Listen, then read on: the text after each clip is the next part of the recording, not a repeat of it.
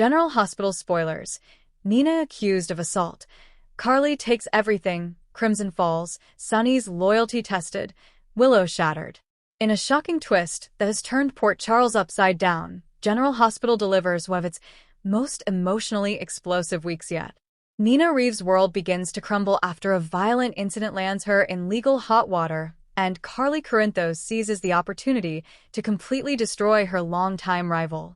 With accusations flying, allegiances shifting, and heartbreak brewing, viewers are in for a wild ride as one woman loses everything and another rises from the ashes again. Tensions between Nina and Carly have been boiling for months, but everything came to a head during a confrontation at the Metro Court. Nina, already on edge from losing Sunny and Willow's cold rejection, stormed into the hotel she once owned, now firmly under Carly's control, and demanded a meeting with her daughter. Willow, still reeling from the pain of learning Nina was behind Drew's SEC arrest, tried to avoid the confrontation. But Carly, always ready to protect Willow, blocked Nina's path. The resulting altercation quickly escalated. Witnesses say that Nina became unhinged, hurling accusations, blaming Carly for manipulating her daughter, and trying to force her way past. Carly, standing firm, told Nina, "You've hurt enough people. You don't get to hurt Willow anymore." In a moment that will live in GH history, Nina reportedly shoved Carly hard enough to knock her into a serving cart, sending dishes crashing and guests screaming. Security intervened, but the damage was done. Carly was left with a mild concussion and a case. Within hours, the police were involved. And Nina? Arrested for assault. The fallout was swift. With Nina in custody and the press circling like vultures, the board of Crimson Magazine called an emergency meeting. Though Nina had once transformed the publication into a powerhouse, the scandal was too much. The board voted unanimously to terminate her position, and Carly wasted no time stepping in with an offer to purchase controlling interest. It wasn't just business. It was personal. Carly, who once watched Nina enjoy success, wealth, and family connections, now held all the cards. Crimson was gone.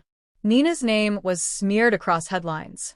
And even her most loyal allies, Maxie, Ava, and even Sunny, began to pull away.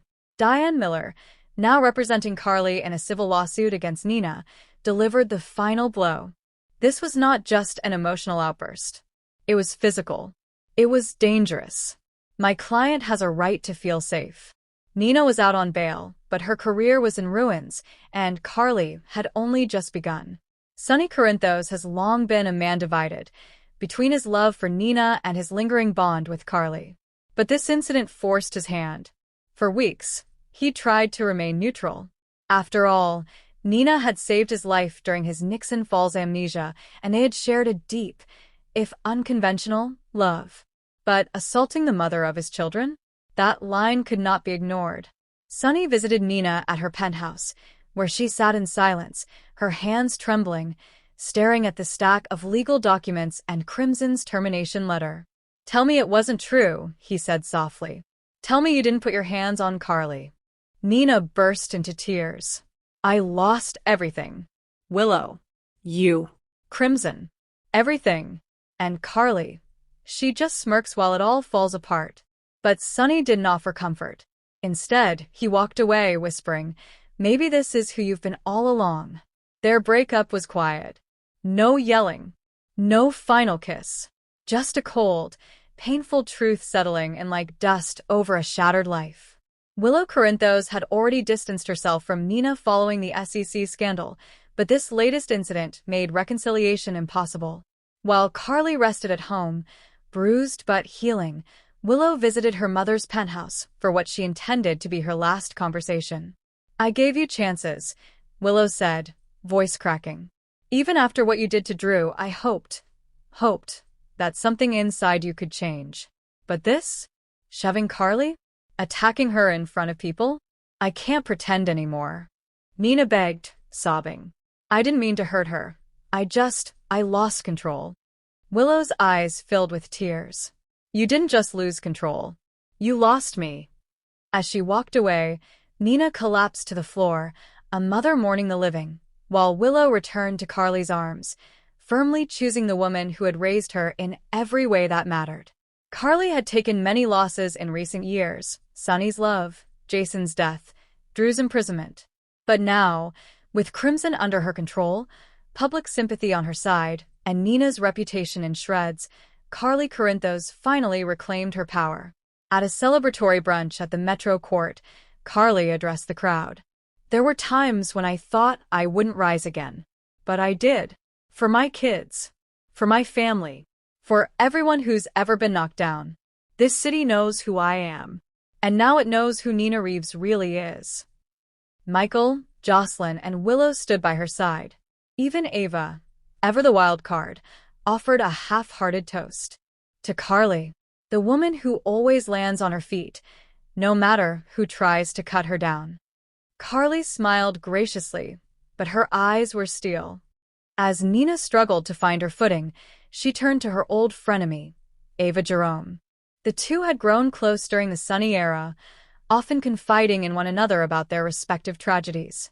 But Ava was nothing if not a survivor. Behind closed doors, she met with Carly to discuss Crimson's future. "I know that magazine better than anyone.